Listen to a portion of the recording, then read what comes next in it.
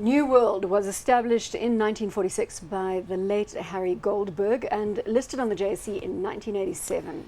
Right, and his sons, Harry's sons that is, Michael and Jeffrey, I think their names are now the people that run this business. It's a family-owned listed entity with a very choppy share price, but operationally, again, the business imports and distributes electrical appliances. Used to do more manufacturing and white labeling. Now I think it's largely a Asian-sourced material in, but they've got some quite nice brand names. I stand corrected, but things like the Sultan range, and who's the old boxer, George Foreman, you know, appliances like that. Also some television brands which nowadays get manufactured in Asia. Market cap here is just over $500 million at 588 million rand. PE ratio of 7.4, dividend yield 4.5. Too small for you, Paul.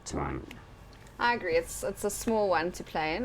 They have performed well on the operational side. The brands also that we probably left out is JVC and Telefunken, mostly well-known brands throughout households. So I think it's probably going to keep selling their products locally.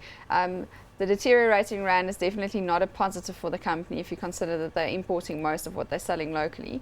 So just keep that in mind again, as we've already spoken about the consumer in detail. So that is definitely a concern for me. And then the import side, if you're importing and you're selling in South Africa, then you're actually going to make less money because you have to import at a higher price. Not a bad performance on the share price graph. A little choppy. Yeah, and the choppiness is a reflection of the fact that it doesn't trade that often because there's limited liquidity. The family controls lots of the shares. And again, one of those ones where you would never know from 6 months to the next how they're doing unless you had some in with the company.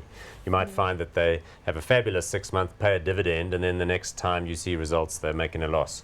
It's the sort of characteristic we sometimes see of companies of this scale with a big family stake in the business. Well, we need to call it, Mia, hot or not? Well, I'm going to call it not hot, just due to the fact that the rand has deteriorated, they're importing, and the consumer is not in a great space, and it's a small company. Paul? Yeah, for all of those reasons, not hot. I agree.